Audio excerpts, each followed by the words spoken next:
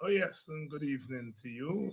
And welcome to Politics 101 Friday evening. Please share the link and let everyone know that we're on. Welcome to all of you who are joining us. Some little dancing there from Belgium on the West Bobis.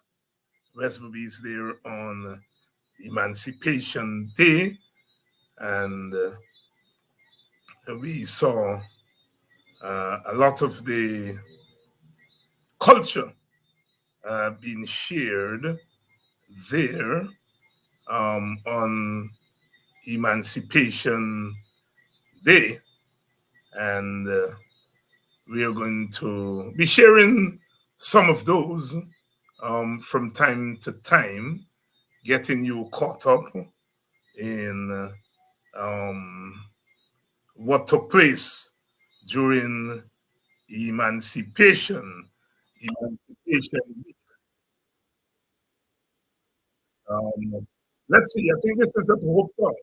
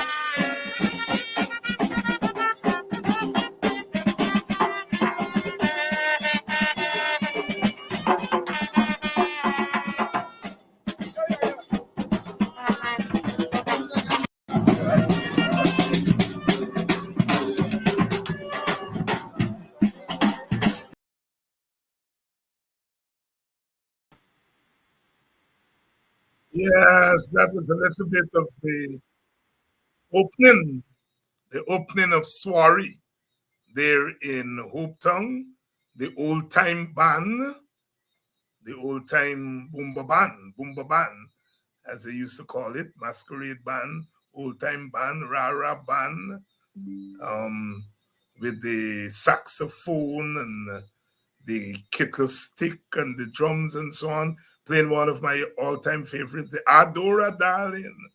Don't you wake me for the morning, Adora Darling. Don't you wake me for the morning. Don't you wake me for the morning, girl. Don't wake me for the morning, Adora Darling. Don't you wake me for the morning. Oh, yes. Our thing, the culture of our people. Adora, darling, don't you wake me for the morning. Don't wake me for the morning. Me go give you gold and diamond. Me go give you pearl and ruby. Adora, darling, don't you wake me for the morning. Me go give you gold and diamond. Me go give you pearl and ruby. Don't wake me for the morning, girl. Don't be. Ay. All right. Good evening to all of you. Welcome to Politics 101 tonight. We're gonna be opening up the phones tonight so that you can have your say. The phone number is on the screen there. Is it 633-1924? Call us via WhatsApp and get in on the conversation. As I said, this is Emancipation Week, Emancipation Month, and lots of activities around the country in the African Guyanese communities, and lots of discussions around what happened. As you know, members of the government sought to impose themselves on these uh, emancipation observances, um, part of the domination and so forth. But from what we are hearing across the country, people had a good time, and the issue of what is the meaning of emancipation, what is the meaning of emancipation, really came through this emancipation, largely because of the changed circumstances in Guyana. We have been saying over and over here on the program that, well, whatever we say about Guyana, Guyana is a changed place. It's a changed place, whether we like it or not. We are now perhaps the richest country in the world per capita, and that is for real. It is whether that translates into wealth for the people of Guyana. That is the central question. And that is the central question that was raised this year, emancipation. And the question is that where do African people stand in all of this? All of this, given the enormous wealth that is coming into the country, the question is how is that wealth being distributed? The general consensus is that it is not being distributed across the board because we still have 50% of our people who live below the poverty line, live on $5 US or less per day. That is the reality. The vision of the government is perhaps no vision. The government is investing in a lot of infrastructure, but it is not investing in the people. as far as the distribution of resources for the people is concerned. It's about giving little handouts here, a little big handouts among their supporters. And we know of no country that was developed based on handouts and infrastructure. We have no problems, no objection to infrastructural development, no objections to building better roads, better bridges. We have absolutely no objection to that. But we feel that going hand in hand, you have to invest in people so that their material lives are improved. And there is where the government is found wanting. And there is where we are emphasizing the fastest growing economy in the world, rich economy. Look at the violence in our country. Is there any investment in measures to curb the violence? Only last night, the famous educator Olato Sam was killed apparently by a stray bullet. Look at the number of deaths on the roadways. I'm wondering, the 4-lane highways and all these highways, is there a plan that as you broaden the highways, is there a plan for the safety of the people in the communities along the roadway? Old people still have to cross that road. It's now very difficult to cross a 2-lane highway. Drivers don't respect street lights and pedestrian crossings. That is not development. Education. What is the state of education? 1% of our children who write our exams do excellent. 90% fall away. We reward those who do well and forget those who don't do so well.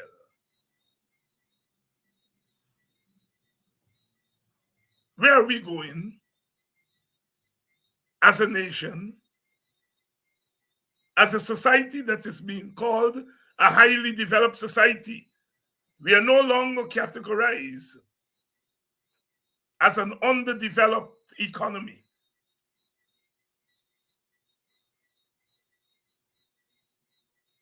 Development is not just infrastructural development. That is only part of development.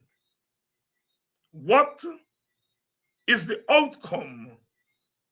What are the outcomes of these infrastructural projects? How do they impact the lady in the village? How do they impact the ordinary man, the ordinary woman?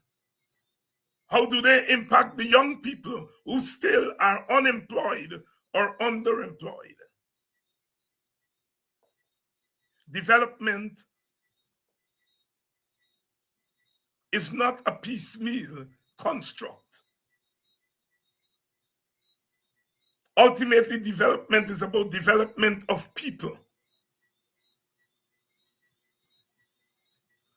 I went to South Africa shortly after apartheid ended. Oh my God, the infrastructure in that country, out of this world. But there was apartheid. When you went into the townships in Johannesburg, people were living in little tin shacks. The South African economy during apartheid was one of the richest economies in the world. But the vast majority of its people, the African peoples, the black people of South Africa, they lived in abject poverty.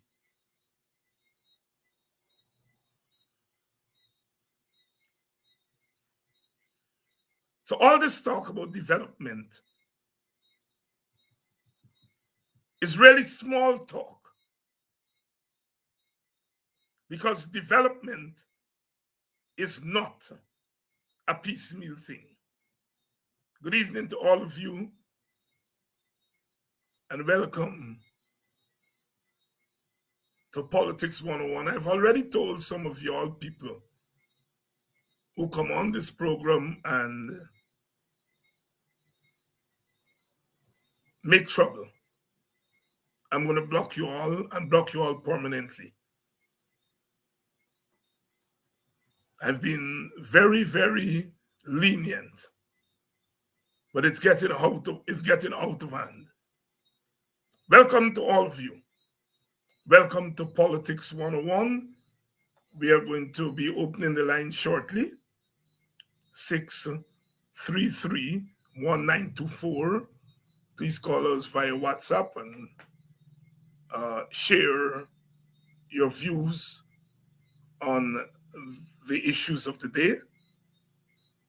Some of the issues arising out of emancipation, where the development of Guyana from an African Guyanese standpoint was raised.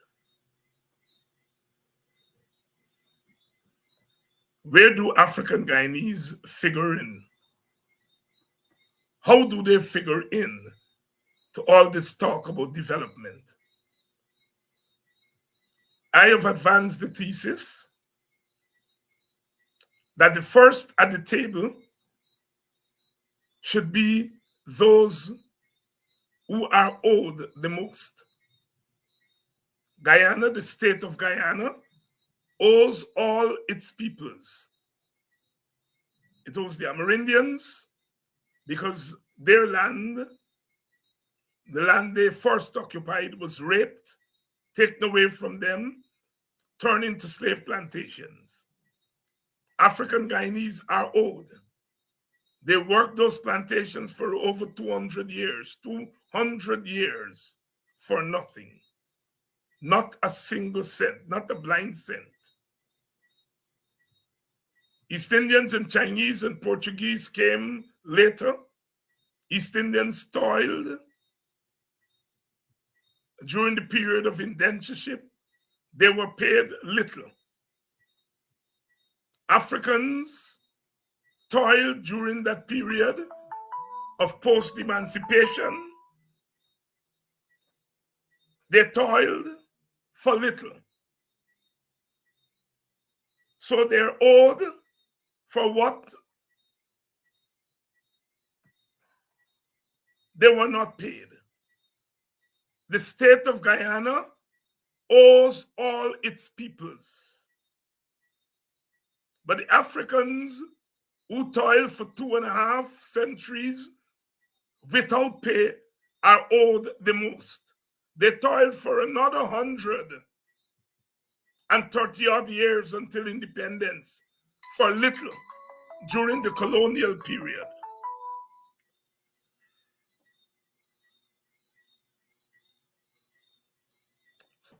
Somebody's saying there's no sound. No sound, is that true? Somebody is WhatsApping me here to say there is no sound. If you're hearing me, just say you're hearing me, because somebody's saying there's no sound. Apparently, I'm being heard. It must be something. Sound is good. Sound is good. Sound is good. Sound is good. So there must be a little problem with your system. The sound is good. The song is good. They're still saying no sound. There's no sound on my TV. So there must be a problem with your TV there. Somebody saying loud and clear. So there must be a sound with your TV. Because we are being heard loud and clear. Yes.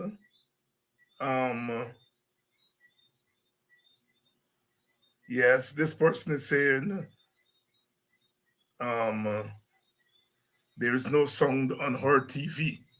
I don't know how to figure that out. But yes. So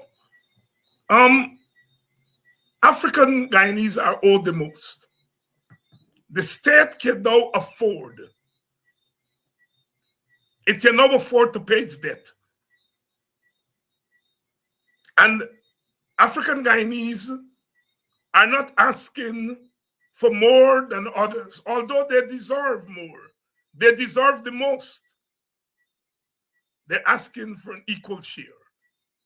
So we are advancing the thesis of equality, the principle of equality. And there's an argument that equality must take into consideration equity. That is because some groups are so far behind, they have to catch up with other groups. So any distribution must take into consideration the condition of people. I've argued on this program before that there must be equality of opportunity, but there must also be equality of condition. There cannot be equality of opportunity if there's not equality of condition. Because if your condition is worse than others, then it means your opportunities will be less than others if the playing field is equal. And so we have to begin to develop the condition of our people. We have to begin to develop the condition of our people. That is the first task. And we are saying that poverty is perhaps the worst legacy of slavery and colonialism. Poverty, economic poverty. And economic poverty, of course, leads to social poverty. And so, therefore, poverty alleviation must be on the front burner. I heard after the emancipation, of course, all the knives came out for us. Because, of course, the government and its friends are saying we are demanding everything. My reference to God was described as a reference to Black God. I made an argument that our universal God is responsible for what is in our seas and what is in our earth. And we accept the thesis that God is a fair God and that his blessings will be shared equally. I was told that I was raised betting because I was referencing a Black God and so inferring that all the resources should go to Black people.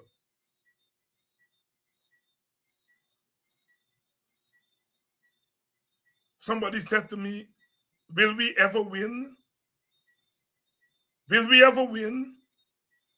We are demanding equality, equal distribution. We are not even demanding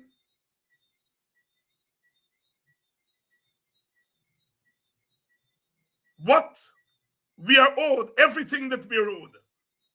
We are demanding equality. And we have always done so because we feel in a multi-ethnic society, all ethnic groups should be treated with equal respect and equal dignity. Because we assume that all of us are created equal, and the Constitution of Guyana affords us equality before the law. And so, our watchword is not superiority. Our watchword is equality. And one of the things that came out loud and clear this emancipation is that those in power would rather us be quiet, know our places.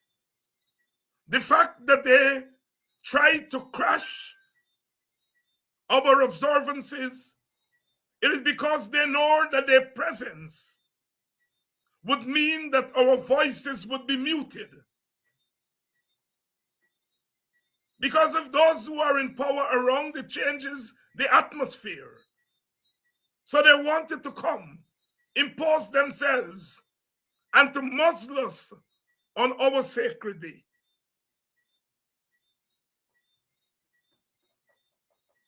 You know, if the president is there, or the prime minister, or a minister of government, we are not going to be able to say what we want to say, dance how we want to dance, sing how we want to sing, because you are visitors. And so that is why we argue that on that day, leave us alone. Let us speak among ourselves, dance among ourselves, sing among ourselves. Leave us alone for one day. But no, you want to come to influence how we celebrate.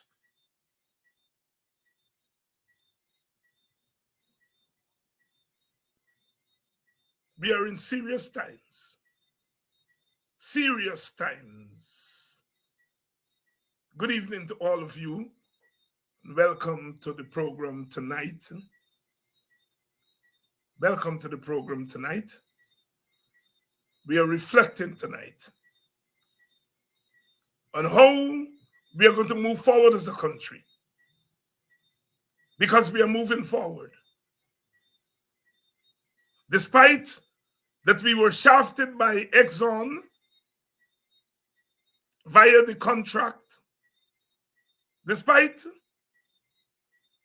the small signing bonus, despite all of that, enormous wealth is still coming into Guyana, enough to make Guyana the richest country in the world per capita. The fastest growing economy in the world. Imagine if we had gotten a better deal from GCOM, what would have happened? But the story doesn't stop on the amount of money that we are getting. More importantly, is what is done with that money we are getting. And this is where the rubber hits the road. How are we distributing what we are getting? I am not saying here that we shouldn't fight for more. We shouldn't negotiate for more. I'm saying that as we fight and we negotiate for more, we must fight and negotiate at home for a more equitable distribution. The two struggles must be carried out together. As I've said over and over again, those who are fighting for a better contract, we are with you. But we also want you to fight for a better distribution, a more equal and equitable distribution. I love Brother Glenn Lal. I love what he's doing. But I don't hear Brother Glenn Lal talking about equal distribution.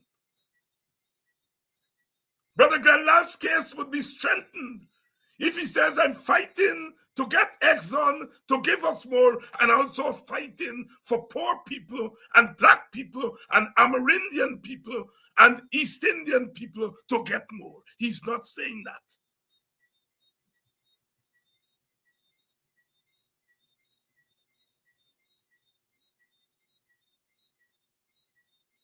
Our party, the Working People's Alliance, has put a simple plan on the table. We are saying that governments will do what governments always do. Government will spend on infrastructure. They will spend on schools. They will spend on hospitals. But there are things that the government will not know about, will not care about. And those are things that the people in their day-to-day existence will know about and care about. And we have put a simple plan. We have said, take 10% of what you earn every year and divide that 10% equally among the households of Guyana. They say we have about 220,000 households. And we have done the math, Professor Thomas, and we have said at our peak, we should be able to give our people the equivalent of 5,000 US dollars, which is $1 million. If you were to start to do those cash transfers next year, it may not be 5,000.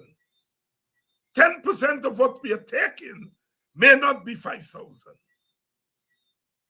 But it will be something that you give to the people directly for them to invest in themselves. You can't go wrong.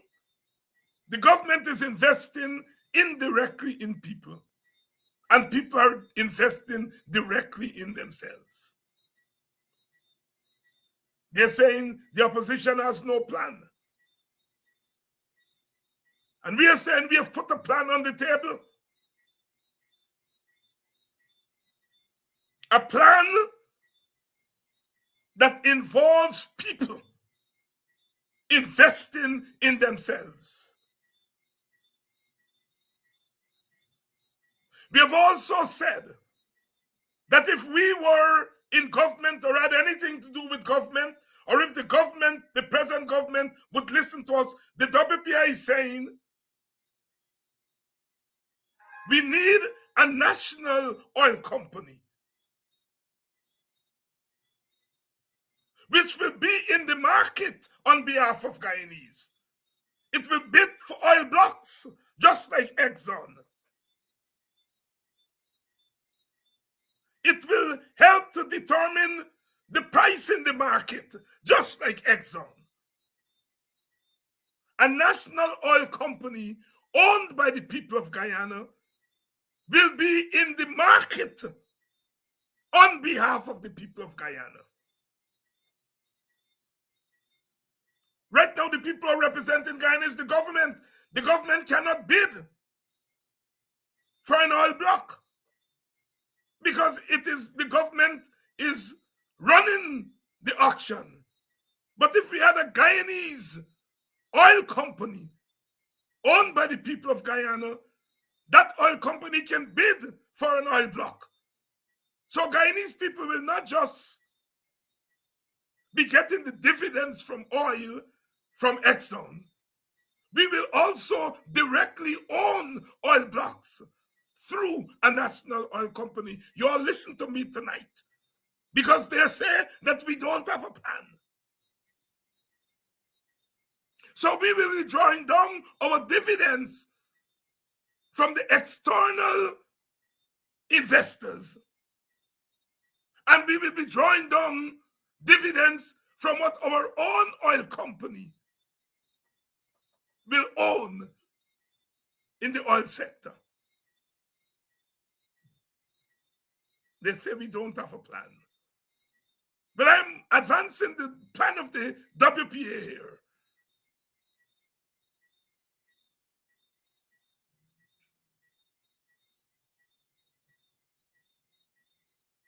We are saying take part of the money and invest it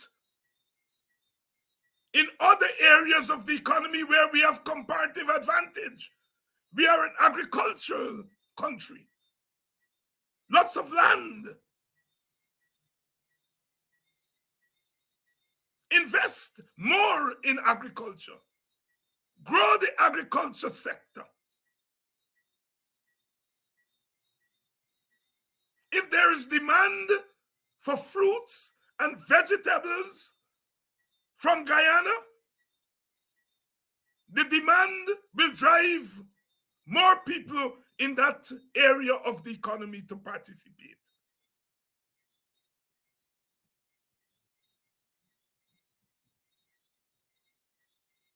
We are also saying take part of the money and invest it in renewable energy. Invest it in solar energy. We are anticipating that oil will eventually run out, or the world will move away from oil. And we must be in front of the market, investing in the new energy sources. Put some of that money to research and development.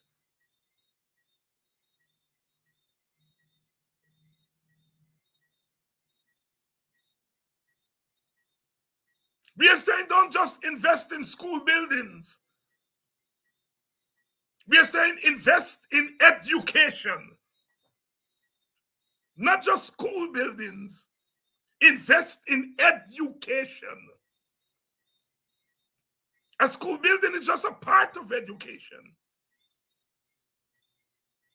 You don't measure education by the buildings. You measure education by the children you put in those buildings and whether their skill level is being improved or not.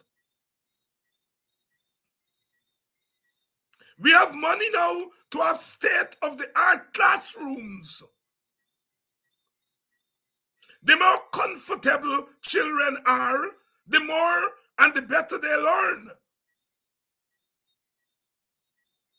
We need a proper feeding program in our schools. We need more improved technology in our classrooms. And I'm saying classrooms because we have to move away from these blackboards separating classes and build schools with self-contained rooms, classrooms. Invest in education, not just school buildings.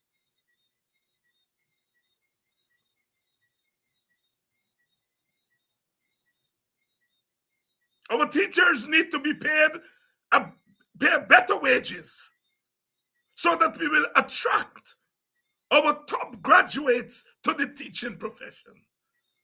That the teaching profession wouldn't be something that you go to because you can't find another job. The teaching profession should be something our young people want to go to because the satisfaction in educating the nation is great. But more importantly, you earn a living wage.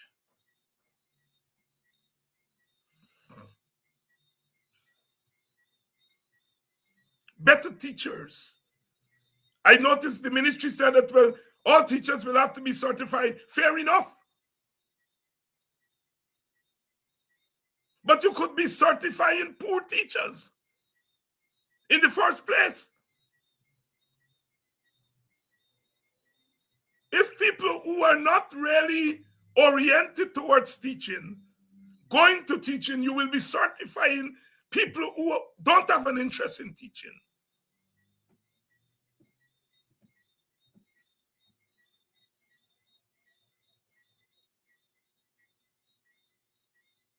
We need immediately a state of emergency in our education system. If you get education right, everything else you get right. Because it is out of your education system that comes your doctors, your lawyers, your teachers, your mechanics, your businessmen and women.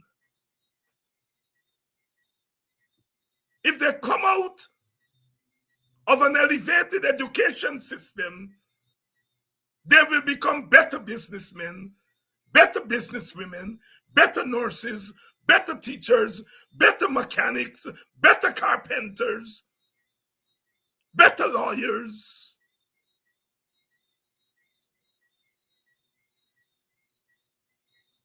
We must invest in education, not just school buildings. The Working People's Alliance is saying the investment in education cannot wait for the next election.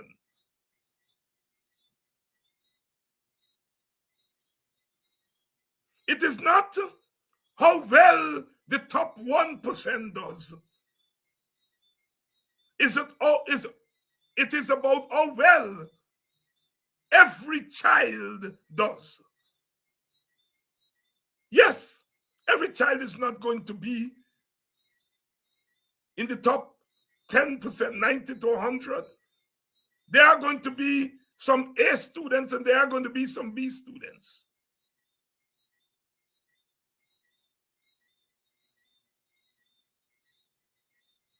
But we will strive to ensure that our education system brings out the best out of our latent potential.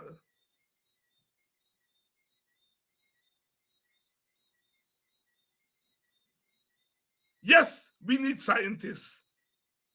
Yes, we need STEM education. And yes, we need our creative artists.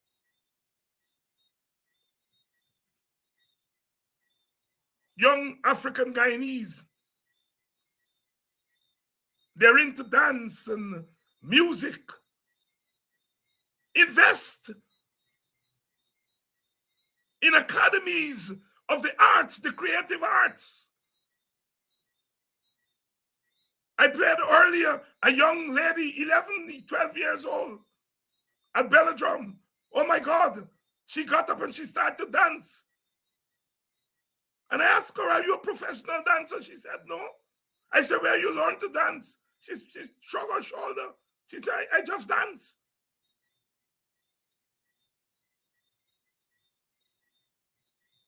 And if we were to invest in youngsters like that who are natural dancers, invest in them in dancing academies, that she doesn't have to leave West Bobis to come to Georgetown to go to a dance school, that there's a dance school right there in West Bobis that harness those dancing skills of the young people in that region. And we create a product that we can sell to ourselves and sell to tourists when they come in, so that we are not just doing ecotourism, we are also doing cultural tourism. The tourists can come and go to West Bobis and see dancers. I think somebody is calling here. Hello? Hello? Hello? Be not. Are you there? Well, the person is connecting. Yeah. The person is connecting.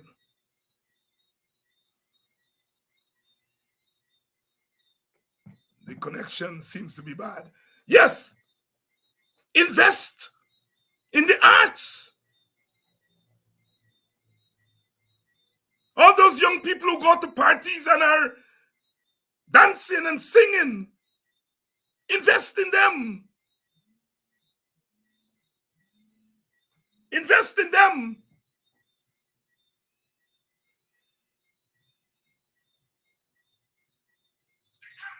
Hello?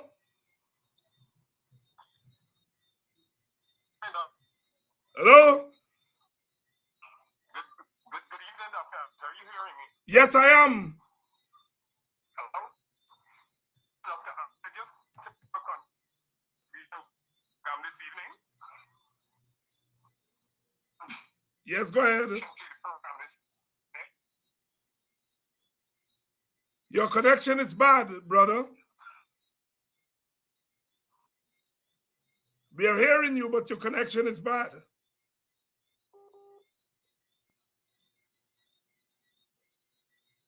Yes, the connection is bad. All those are things that we need to straighten. We have a lot of money. Those are things we need to straighten. So we are saying, invest in people. Invest in people. Invest in education, not school buildings alone. Education.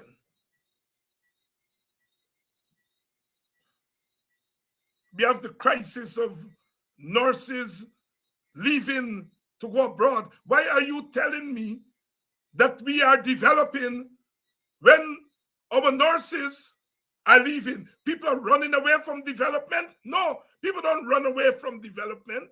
People run towards development. It means that if people are running away, it means that there is no development.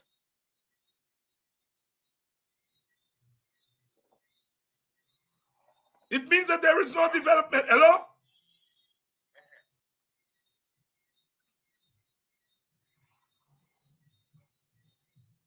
Yes? Hello? The connection is bad, brother. You keep getting all kind of buffering. The connection is bad. Yes. People do not run away from development. So if people are running away, it means that there is no real development. We have growth without development. The fastest growing economy in the world. Growth does not mean development. Growth is the potential for development. That growth has to be guided by a vision. What do you want?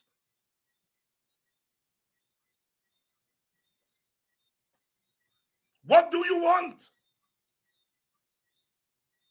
That is what we're talking about. And so we cannot have a government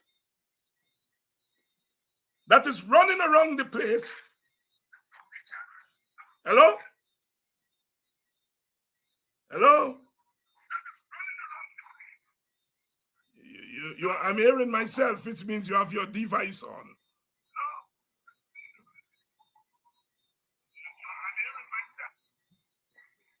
Hello? Yes, this person is determined, but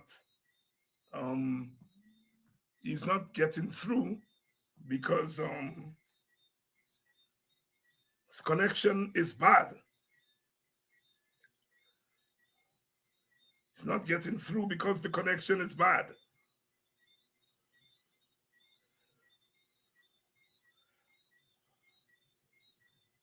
Hello, you're on to Politics 101. Yeah, sorry about it earlier. Hello? Yes. Are you hearing me now? Yeah, yes, I'm hearing you. Yes, I'm just calling to make a contribution. Go ahead. I'm just calling to make a contribution to the program this evening. Now you touch on a lot of issues that facing our society today. You have you touched on the oil contract. You touched on the emancipation event. But let me take this time to respond to that emancipation event and members of the installed regime trying to plug themselves into our African society so as to gain favoritism and votes. Firstly, I don't know if I never spoke at length about my situation, but I must put it to the public. I used to be employed with the state, working at the official residence of the Prime Minister of Guyana. I started working here since in Nagamotu's time, and my contribution to the upliftment of that particular residence was immense. When I tell you immense, Dr. Hines, hello? Yes, Are you hearing me? Yes, I am. We are hearing you. Hello? Yes, we are hearing you. Go right ahead. Continue.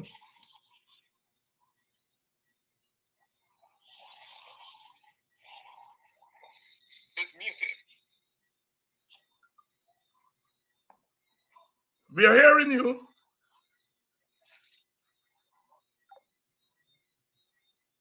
Yes, the caller seems to be getting some issues there. He began to talk about working at the Prime Minister's office and doing tremendous work there. But he seems to be having some technical problems. He seems to be having some technical problems.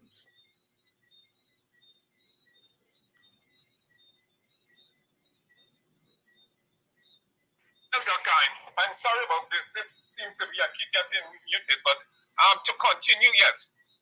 To deal with the emancipation issue, I think we as African Guyanese, it is time enough that I think we talk too much. Guyana is moving at a fast pace, and everybody other than Black Guyanese is benefiting from the wealth of Guyana, and it is time that we put our shoulder to the wheel. I would give it all if tomorrow morning we are to organize a mass protest throughout Guyana. I keep advocating for this all the while. The Buxton and Grove and Ithaca and Agricola, Dartmouth, Queenstown. Why don't we all come out and mount a week or 2 weeks of protest, pull our resources together, and deal with this regime? Because hello. Yes, hello? Yes, we are hearing you. Yes, because I'm asking myself a question. Why is it that we have to sit and take this? Why is it that we have to sit and take this? We are Guyanese, and moreover, we are the foundation of Guyana. You know what I mean? We came from all parts of Africa. Our forefathers worked and laid the infrastructure of this nation. When you look at Merriman's Mall, the trenches, all the major trenches, canals in the city of Georgetown were dug by slaves. And today, Guyana is reaping wealth, insurmountable wealth. And Guyanese, Black Guyanese, is gaining nothing. We are gaining nothing, and we're quiet. So I'm putting to you, Dr. Hines, and I'm putting it to the public out here. Let us pool our resources together. I'm calling for 2 weeks of mass protest throughout the length and breadth of Guyana. This should not be hard. This should not be hard for us to do. This should not be hard for us to do. Ithaca comes out. the entire Barbados area, all our African people in the Barbados area, pull your resources in whichever village you are, come out and protest. In Georgetown, everybody in Georgetown, you come out in your numbers. On the of course, you come out. Linden, the same thing. It doesn't matter whatever form the protest will take, just come out and do it. Because let me tell you something. If we allow this period to pass, we'll be in trouble. We're heading for slavery again. We're already tipping the beginning of slavery. We're already in it again. So are we going to allow 5 years or 2 more years to pass with this installed regime? Are we going to sit back and take this? I'm totally upbeat because I'm telling you, I myself have had a thing with this regime. They fired me. They fired me because they perceived me to be an APNU AFC supporter. I started working at the official residence of the Prime Minister. And Dr. Hines, I spent days and nights of bringing that place up to a standard. And do you know, that same man who tried to speak at Buxton the other night, find it fit to fire me for no reason whatsoever. When I see Dr. Irons, I'm going to show you the letter and I'm going to publish it and let the public see. For no reason whatsoever. I spent months in bringing that place up, and today I'm without a job. Just because they perceive me to be an APNU ASC supporter and that I'm a black man.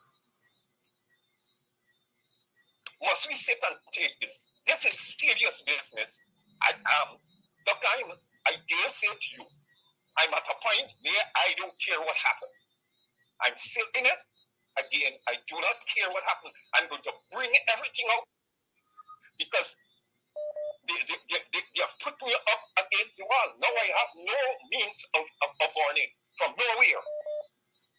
I did not steal or anything just because I'm a black man and I'm an APNU AFC supporter. So I'm saying to you, every time that you see that man, know that he's evil. And I don't care whatever come after. Okay? Thank you very much for allowing me this time on your program. And I'm calling on all Guyanese. Let us band our hands together and let us pool our resources together. And I'm calling for 2 weeks of mass protest throughout Guyana, all the black villages. If you have grievances, if you have any grievances, and all African villages in Guyana have grievances. The other day I went to Dartmouth, and you should see the condition of Dartmouth. They won't even install the new mayor of Linden because he's a PMU here. So what are we waiting for? 2 weeks of mass protest throughout Guyana, and let's see if they're going to still continue with this nonsense. I speak no fear of anyone, because the position that I'm in is better for me to die than live for this. Okay. I make myself clear. Thank you very much, brother. Thank you. All right. Hello, caller. You're on the air. Politics 101. Good evening, sir. Good evening. I think the value on the caller side, they need to turn up a bit. I'm hearing you, but it's low when we do call in, but we hear you loud and clear. Yes. Loud and clear. Right. Yeah, I would like to give my piece that I'd like to say that I'm so grateful that we could be able to have a chance to call in on your program, because your program is one that is being so enlightening to Guyanese, and especially African Guyanese, black people, and because of being recognized, is that you doing this, it's causing some shiver in those who don't want to see equality and equitable balance, in our country, because these that feel so is made up of the 1%, of who is raping, and using up the money for themselves. So I'm so grateful that we got a chance that we could be able to come on Politics 101 and give our piece. What I recognize is that we when it comes to the challenges of the PPP, once giving them the challenges, it's not so strong because we do have a very strong opposition. What I feel that is weak, a bit weak in the opposition, is the direct leadership. I'm speaking of the leader, because if you check the members in the opposition, the MPs in the opposition, we have some real warriors there. But I think our leader need to be a little more stronger. Need to be more stronger, because if you check, is that we always saying that we got to. There is a saying that we got to work with our leader and so on. It's fine, but then we got to realize that our leader got to give us something to work with that we could be able to follow, because leadership set by the example. And I feel that if our leader be more strong and stand up, it would give those who is leading more strength to make him look strong, and make the real system work. So once again, I really like to thank you so much for allowing us to be on air on Politics 101, and I trust that it continue, that we could be able to share our views, because Politics 101 is one such enlightening program that we really appreciate. Thank you very much, Dr. Thank you very much, and thank you very much for coming on and sharing. And we hope that we'll be able to do this more often. Thank you very much. Yes, Dr. It's so great. I'm so grateful, and it's so wonderful and so meaningful to us. And this is something that I was looking forward for a very long time, and I guess a lot of people was looking forward for the same thing, that we could be able to come in and talk, because we could be. The other programs, they are very good, but you as an elder, as a big brother to us, as a father to us, were able to you were able to share, and you were able to go in the depths and really give us the heads up on the way forward, and the encouragement to hold as a people and as Black people. So thank you so much. Thank you very much. Thank you. Hello? Hello, you're on to Politics 101.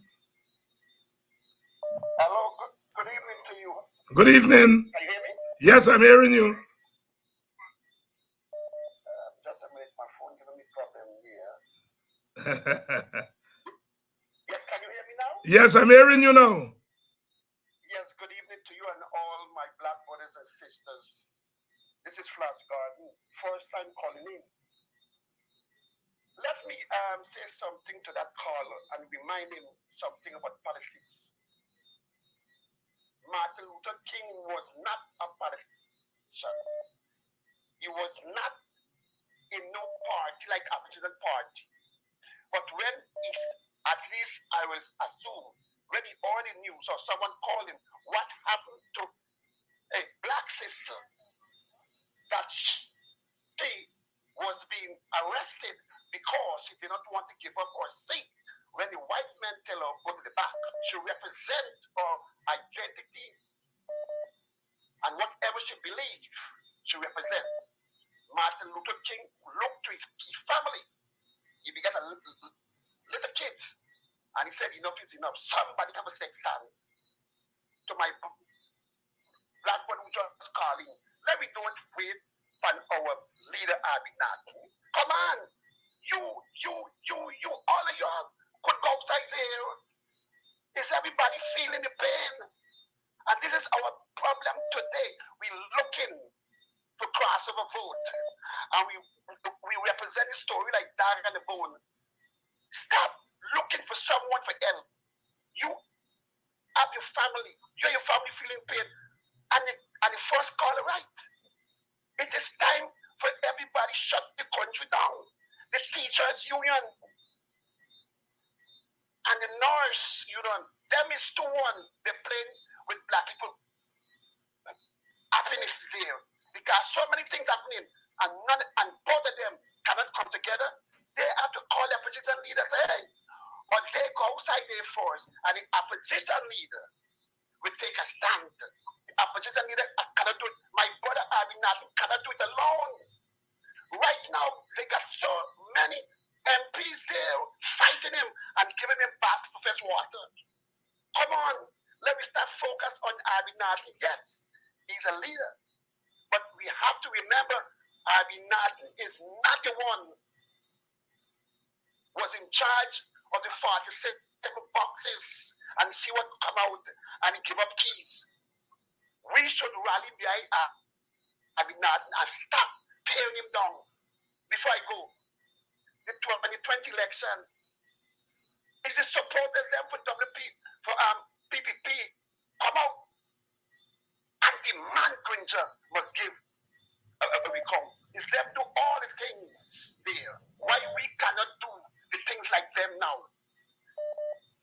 And tell the police, if you hurt us by protest, remember you have to work the night or the day and leave a family home. Stop that, because the Bible said you live by the soul, you will bless by the soul.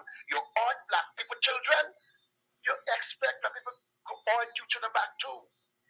I don't want to pick up your time, but all of Flash Garden saying tonight, it is time for we shut the country down, interrupt the oil business. We must always tell ourselves, Flash Garden always saying these words, when we black people love these words, unity, support, and if black, when our fourth peoples, our fourth parents slave and build and left, why the hell we must excuse my language? Why the hell we must allow the Indians them to come into the nonsense to us? You have a good weekend, and thank you very much for your time. Thank you very much. Thank you very much, caller dear. Very impassioned calls here tonight. People, of course, are expressing their views. And it's good to hear from you. It's good to hear from you. And I do promise we'll do this more often. We'll take a couple more calls. We'll take a few more calls. And then, because I know we don't want to drag it out all night, but we'll take a couple more calls from those who really, I think we have one here. Hello, good evening. Welcome to Politics 101. Hello. Yes, good evening, Dr. Hinds. Yes, can you hear me? Yes, I can. Good evening. Great. Yes. Good evening to everyone in the Guyanese diaspora. I'm hearing a buzzing sound there. Yes, somebody's calling direct, and the usual story. If you call direct, it interrupts the WhatsApp calls. Yes. Yeah. Yes. Okay. I think you're having a fine program. I think there is a huge opportunity to reach out and have a broader reach to the people. I think you should make this a more frequent occurrence. You spoke about the issue of reparations. And I think reparations is more so topical now. It's more so on the agenda, on the front burner now. I was pleased to hear that some element of the PPP party had went to the General Assembly of the United Nations and they had raised the issue of reparations and the justice that can flow from reparations. I am hearing you talking about reparations. I heard Comrade Norton spoke in the church about restoration and equity. He did that a few days ago over the past weekend in an interfaith conference.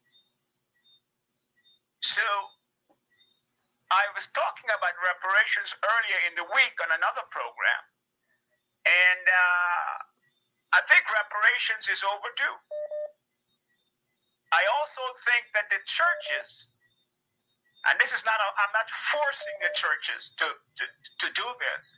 The churches must see that a central theme of Christianity is premised on reparations. And I had spoken about God wanting to redeem the world from sin. And that's why he gave his only begotten son in John 3:16. For God so loved the world that he gave his only begotten son. And I was saying to Christian people, particularly elders and pastors, that there should be some effort made to address emancipation and address emancipation as a process. And part of that process of emancipating ourselves as Christian people arrives at a position where repatriation becomes necessary, a necessary part, a necessary phase of emancipation. President Granger spoke about freeing ourselves from mental slavery, and part of that emancipation of ourselves from mental slavery has to do with the process which flows ultimately into reparations. So reparations and emancipation are one in the same. One begins the process of emancipation, and one facilitates emancipation with things such as atonement, reconciliation, and reparations. I don't think we can go to Parliament and ask Parliament or the National Assembly about reparations if the Christian ministers in the coalition, I'm talking about the Christian parliamentarians, don't quite see that reparations is a very Christian theme. This is something, reparations hasn't been pushed, even with a one-seat majority. And President Granger, a steadfast Christian, should have at least used the one-seat majority to facilitate reparations. It would have been a beautiful thing because, look, Irfan Ali went to the United Nations and spoke about reparative justice. So it seems as though this is something that is overdue. Amerindians are getting their reparations on the issues of land, right? And I think that the COI, the Commission on Ancestral, Communal, and Indigenous Lands, that President Granger brought into existence in 2017, has a large role to play in repairing the damage and compensating the loss of land. So I'm glad that President Granger this past week in the Village Voice spoke about emancipation and touches on a lot of the issues which we need to address. Lastly, sir, very quickly, the first caller who said he was working for the Prime Minister's office and the second caller raised the issue of a disconnect. There seems to be a disconnect between new leadership and the people. It seems as though we gave them a mandate,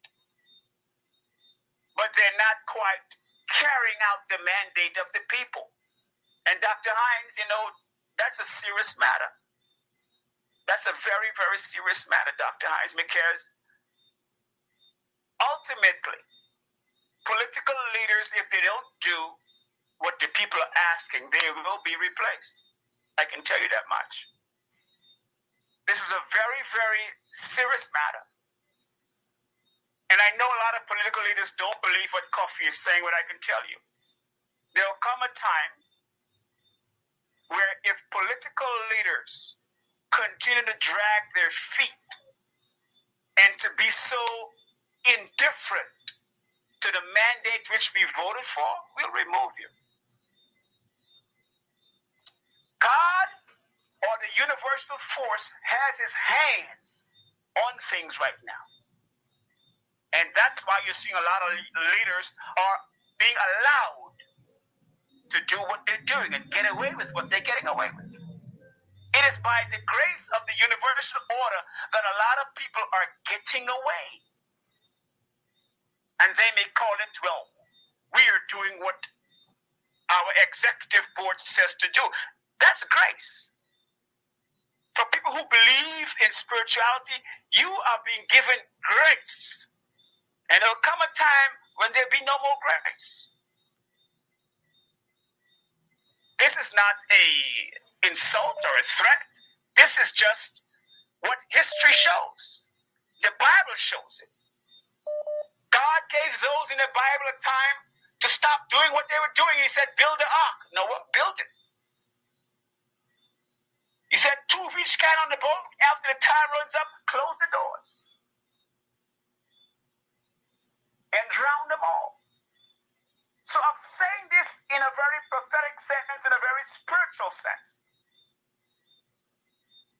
That we need, and I noticed Comrade Norton said just last week, that we can't depend on him alone to do everything. I agree with you, Comrade Norton. We can't depend upon you alone to do everything. But Comrade, I think the people are asking you for some constitutional support. If you can reach our way and says we are standing to defend impunity and violations against our Constitution, the people want a mandate, Comrade. They want marching orders, premised upon protecting the Constitution. Well, all right, Brother Kofi. So hopefully, Comrade. Yes, sir. No, go ahead. Finish up. Yes, sir. So hopefully, Comrade Norton, we understand we've got to carry our weight. But Comrade Norton, you have the constitutional mandate, and you've got to meet us halfway. We're not worried about whether we're going to be in the right. We are defending the Constitution from impunity and violations. We are already in the right when we stand to defend the Constitution. But Comrade Norton, you have the constitutional position to reach us halfway. And that's what we're not getting from you, your Comrade. So understand, we hear you. The time is at hand. All right. To protect the Constitution. Thank you, sir. Thank you very much, my brother. Thank you very much, Kofi, for coming through and thank you, sir. And expressing your view. We are moving on. I know that people have been eager to have the open phones and to have their views expressed, and quite a few of you have been trying to get through. We're going to try to do this much more often, and so that those of you who were not able to come through tonight would be able to get an opportunity when we open the phones. Tomorrow night, we are going to be talking to Professor Clive Thomas about all things economics. As you know, they have increased the debt ceiling. What does that mean as the government tries to borrow more? We'll talk to Professor Thomas about what that means. Is the government doing the right thing? What that means for us um, us Guyanese. We're going to be talking to him about that, and we'll continue to talk about the WPS economic plan, because we have to fight with a plan in hand. So, Professor Thomas, tomorrow night, as we talk all things economics, what does this increase of the debt ceiling mean? Is the government on the right track economically? What about all this investment in infrastructure? What does it mean? Tomorrow night, the professor is going to be here. So please make sure that you drop by tomorrow. And again, thank all of you. Those of you who couldn't get through tonight, we are going to open the phones again at least one day next week, perhaps more than one day next week. And so you will get a chance to contribute. Until tomorrow, when Professor Clive Thomas comes here, I want to say, as usual, love is always flowing from this corner. Thank you.